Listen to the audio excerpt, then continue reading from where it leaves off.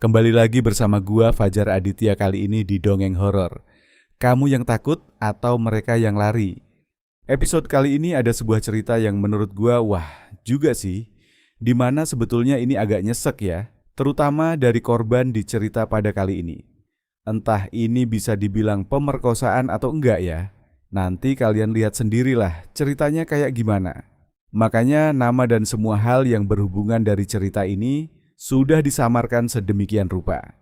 Tapi sebelum dimulai, kalau kalian lihat nih, kenapa nih botol masih kosong ya? Nih kenapa masih kosong? Karena belum ada brand masuk. Makanya buruan, biar ceritanya makin asik. Kalian bisa langsung kontak nih CEP yang ada di sini. Sekarang masih kosong botolnya, gua lempar. Tertawa. Jangan lupa dukung terus konten-konten ERJ5 dengan cara subscribe, like, komen, share yang banyak biar kita makin semangat bikin videonya. Terus gue juga ingin mengucapkan terima kasih kepada Lakon Story yang telah mengizinkan membacakan kisah ini. Langsung saja berikut adalah ceritanya. Segala perbuatan itu yakinlah, cepat atau lambat kalian akan menerima balasannya. Yufi, seorang wanita yang berusia 20 tahun, diajak John, kakaknya, untuk mendaki gunung. Karena memang ketika kakaknya lagi di rumah, bahkan lagi kerja tuh, si Jono sering dirayu oleh Yufi yang kerap merengek minta untuk diajak muncak ke gunung. Kakak ganteng, ayo dong naik gunung. Ya sudahlah, demi adik tersayang, apa coba yang enggak dilakukan Jono ini sampai cuti dari pekerjaannya demi mengajak adiknya ini mendaki gunung. Dan pada saat itu ada satu orang juga tuh, temannya John, si Bimo yang ikut dalam pendakian. Karena Yufi ini masih pemula, si Jono itu memutuskan untuk mendaki gunung yang enggak terlalu jauh dari rumah mereka, yang mana gunung itu masih cocok buat pemula. Karena memang Yufi ini baru melakukan pendakian pertamanya. Yufi dan John berangkat jam 8 pagi itu dari rumah mereka.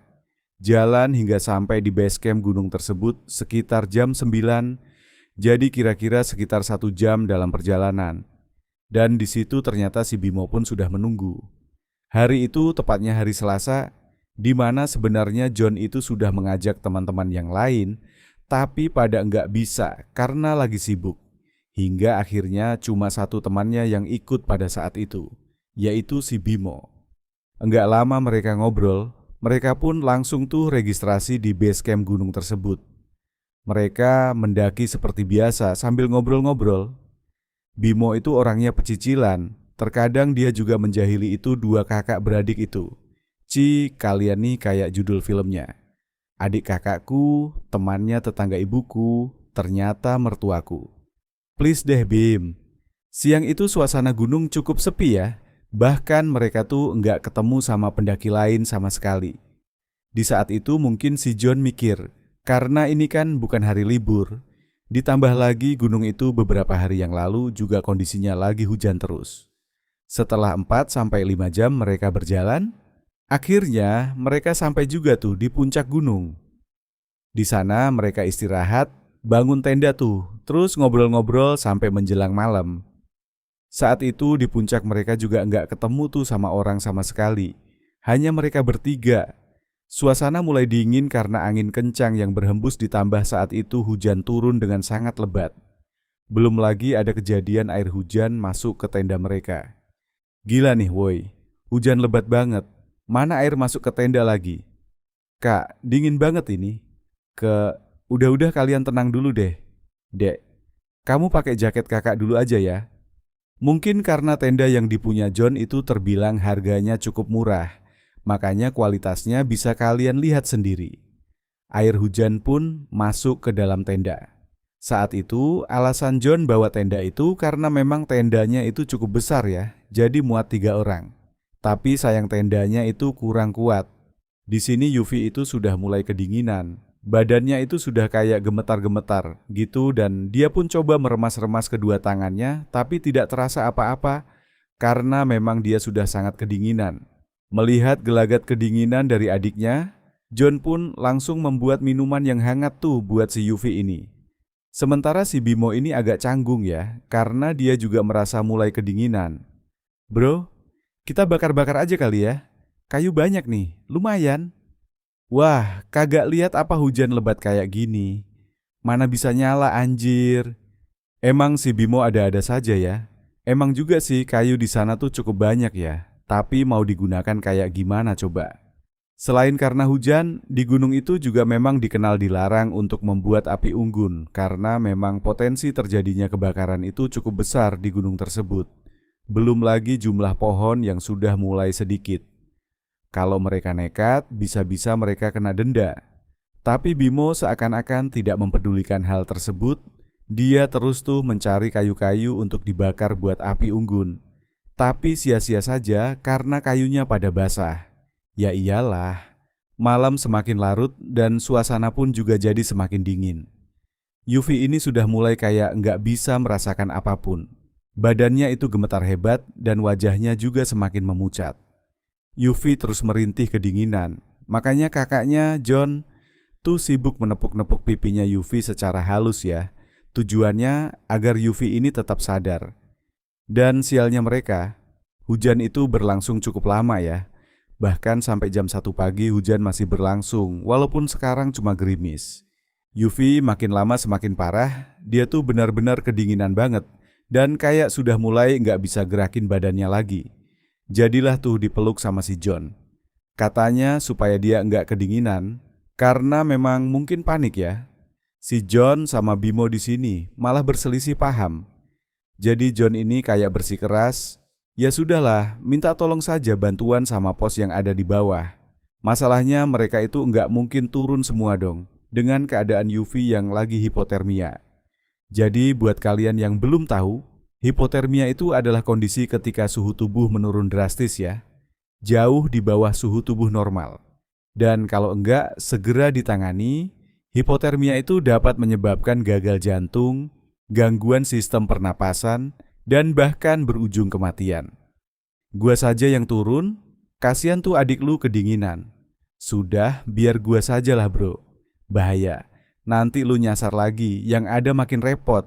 Sudah, lu jagain adik gua. Di sini mereka berdua saling berdebat tuh. Di satu sisi Bimo ini kayak nggak tega melihat kalau Yufi itu pelukannya dilepas sama si John. Di sisi yang lain si John juga nggak mau mengambil risiko karena Bimo belum punya pengalaman di gunung tersebut. Akhirnya setelah debat lama, John pun turun tuh sendirian meninggalkan Bimo dan Yufi yang berduaan di dalam tenda, di mana tanpa diketahui ada sebuah kejadian tidak terduga yang akan terjadi. Buat kalian yang punya pengalaman horor nyata, bisa kirim cerita kalian ke email atau DM Instagram. Malam semakin dingin di tenda, sekarang tinggal berdua saja tuh si Yufi sama si Bimo. Di sekeliling mereka juga nggak ada siapa-siapa ya. Di tengah malam, tiba-tiba Bimo menyeletuk, "Kakak peluk kamu ya Yufi." Yufi sendiri yang memang lagi menderita sakit nggak menjawab apapun perkataan dari Bimo itu. Hanya terus-menerus, kayak meremas-remas jaketnya ya, karena memang tubuhnya sudah sangat kedinginan. Entah setan apa yang merasuki Bimo, jadi Bimo tuh kayak sudah mulai nempel-nempel dan mendekat ke arah si Yufi, hingga akhirnya Bimo pun memeluk erat Yufi. Yufi sendiri masih mencoba untuk berpikir positif kali ya. Oh, mungkin Kak Bimo ini pengen bantuin gua yang lagi sakit. Jadi dia tuh masih polos saja berpikir kalau tidak ada niat terselubung dari si Bimo. Sayangnya si Bimo ini malah semakin menggila. Perlahan-lahan tangan Bimo ini masuk ke selimut Yufi. Yufi yang lagi nggak bisa ngapa-ngapain hanya bisa mengerang sebisanya. Dan dia merasakan kalau pelukan Bimo ini semakin lama semakin erat. Yufi sempat membentak Bimo tuh dengan mulut yang masih bergetar menahan dingin. "Ngapain sih kak?" Tapi Bimo hanya tersenyum saja pada Yufi. Bahkan Bimo mulai membuka resleting jaket Yufi. Wah gila. Hingga sekitar jam 2 pagi itu si Bimo ini sudah mulai tuh menindih tubuhnya si Yufi. Yufi coba ngasih perlawanan. Dia coba dorong-dorong tubuhnya Bimo. Tapi apa daya tenaga orang lemas. Kalian bisa bayangin kayak gimana kan? Hingga akhirnya keluar suara lirih dari Yufi. "Kak, jangan kak. Sudah, tenang saja biar kamu enggak kedinginan." Bimo mulai melepas pakaian Yufi satu persatu. Bahkan dengan paksa dia juga melepas celana Yufi. yang saat itu sebenarnya masih terikat oleh ikat pinggang. Setelahnya, Bimo melakukan tindakan yang sangat fatal terhadap Yuvi. Bimo memperkosa Yuvi meskipun Yuvi masih terus memberontak sekuat tenaga. Yuvi coba terus memberontak, "Jangan, jangan, jangan." Tapi gimana namanya orang lagi lemas tenaganya kan enggak ada sama sekali. Hingga akhirnya Yuvi ini mulai merasa pusing di kepalanya, hingga ia tidak sadarkan diri. Matanya mulai terpejam. Yuvi akhirnya pingsan. Tapi di antara sadar dan tidak sadarnya ini, dia tuh melihat di dalam tenda ada sosok almarhum ayahnya lagi menatap ke arah Yuvi sambil tersenyum. Dan enggak lama, Yuvi pun meneteskan air matanya. Entah apa yang terjadi sama Bimo, dia pun juga langsung menghentikan aktivitasnya. Sayup-sayup dari luar si Yuvi ini kayak mulai mendengar ada suara kakaknya. Ya datang ke dalam tenda. Buru-buru tuh si Bimo pakai celana sama pakaiannya supaya enggak ketahuan sama si John. Yuvi sendiri coba tuh merapikan pakaiannya sebisa dia dengan tenaga yang sangat lemas. Beberapa saat setelahnya John langsung masuk ke tenda bantu Yuvi buat keluar ke api unggun. Di luar sudah ada Bimo tuh yang duduk di depan api unggun yang menyala. Hujan juga kebetulan sudah berhenti yang menyisakan hawa dingin di sekitar tenda. John sendiri memeluk Yuvi di depan api unggun sambil memberikan minuman hangat ya, supaya kondisi adiknya ini segera membaik. Sekitar pukul 3:30 pagi, tubuh dari Yuvi ini sudah mulai berfungsi dan terus membaik. Jari-jari tangannya bisa digerakkan, badannya juga sudah mulai renggang. Yuvi pun bahkan sudah bisa merasakan hawa hangat dari api unggun yang ada di depannya. Suasana menjadi canggung, entah kenapa aku juga enggak mengerti. Si Bimo cuma menikmati rokok di depan api unggunnya, sementara si John duduk bersampingan sama Yuvi sambil mengelus-elus rambut adiknya. Jadi si John ini kayaknya belum tahu tuh apa yang terjadi sama adiknya dan juga si Bimo saat itu. Yuvi itu kayak lagi melihat ke sekitar tenda mereka dan enggak lama dia melihat ada sosok satu orang pendaki lah yang memakai baju kaos bertuliskan mountain. Tapi anehnya pendaki itu cuma diam doang dengan raut wajah yang tidak jelas. Yuvi di situ ngasih kode tuh ke kakaknya. Kakaknya nih kayaknya mengerti dan juga melihat apa yang dilihat sama si Yuvi. Ternyata Yuvi itu baru sadar yang dilihatnya itu adalah makhluk halus. "Kak, ayo masuk tenda kak, aku takut." Namun lagi-lagi kakaknya tuh cuma tersenyum saja mendengar pertanyaan dari si Yuvi. "Loh kenapa kak?" pikir Yuvi, tapi Yuvi itu belum sadar ya tentang perubahan sifat yang ada pada kakaknya si John ini. Karena itu dia masih lihat sosok hantu pendaki tersebut masih diam menetap di tempatnya. Hingga lama Yuvi ini mulai mencium ada baunya enak banget ya. Bau enggak sedap yang muncul ada di dekat dia. "Duh, bau apaan lagi nih?" pikir si Yuvi. Dan Yuvi pun sempat menatap ke kakaknya. Baru si Yuvi ini mau nanya sama kakaknya, "Kak, nyium bau enggak?" Belum kesampaian nanya, tiba-tiba Yuvi itu melihat kayak ada kakek-kakek ya lewat dengan membawa sikat kayu. Sikat yang terbuat dari kayu yang biasa digunakan buat lagi mandi ya, untuk membersihkan badan atau untuk mencuci. Nah, kakek-kakek itu jalan dengan bungkuk dengan jarak yang tidak terlalu jauh dari tempat mereka duduk. Yuvi melihat dengan jelas kalau salah satu kaki dari kakek itu hancur seperti habis kecelakaan. Yuvi pun langsung mengeratkan pegangannya pada sang kakak. Tanpa aba-aba, John langsung menarik tangan Yuvi menuju tenda tanpa mempedulikan Bimo yang sudah tertidur di sisi kiri api unggun. "Ayo masuk tenda, Dek." Tapi Kak Bimo gimana? Sudah, biarin. Benar-benar aneh pada saat itu. Yuvi juga merasa kalau kakaknya itu si John benar-benar berubah sikapnya. Biasanya John itu adalah orang yang peduli dengan orang lain, tapi sekarang sikapnya itu berubah menjadi dingin. Sebenarnya apa yang terjadi dengan John? Karena kejadian itu si Yuvi sama John pun masuk ke dalam tenda tuh meninggalkan si Bimo yang lagi tidur sendirian di luar tenda. Tapi lagi-lagi kejadian tidak normal dialami sama si Yuvi ini. Enggak lama dia baru tidur, dia tuh mendengar ada suara alunan senandung khas Jawa. Yufi terbangun dan langsung mencari tahu asal suara tersebut. Yufi melihat ternyata ada sosok paruhbaya yang duduk tepat di samping Bimo. Sosok itu memakai pakaian hitam pekat dengan wajah yang sangat hancur. Karena sosoknya yang sangat seram, Yufi jadi sangat ketakutan. Dia pun langsung menutup pintu tenda dengan gemetar. Yufi yang ketakutan langsung mendekati Jono yang memang sudah tidur. Tadinya sih mau dibangunkan, tapi Yufi enggak tega melihat kakaknya yang sudah kecapekan. Enggak lama, Yufi pun tertidur di samping John. Singkat cerita pagi hari pun tiba nih.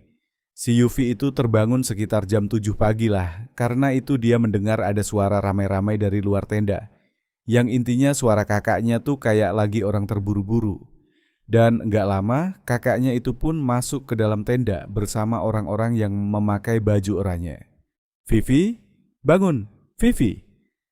"Iya kak, alhamdulillah. Kamu enggak apa-apa ya? Kakak lama di bawah, maaf ya Vi." "Lah, bukannya kakak tidur sama aku semalam?" "Kamu ini ngomong apa? Aku semalam mencari bantuan dan baru balik sekarang." "Lah, terus yang semalam siapa?" "Aduh kak, enggak mau tahu, kita turun sekarang ya." Ternyata si John ini baru datang dengan bala bantuannya. "Lah, terus yang semalam itu siapa?"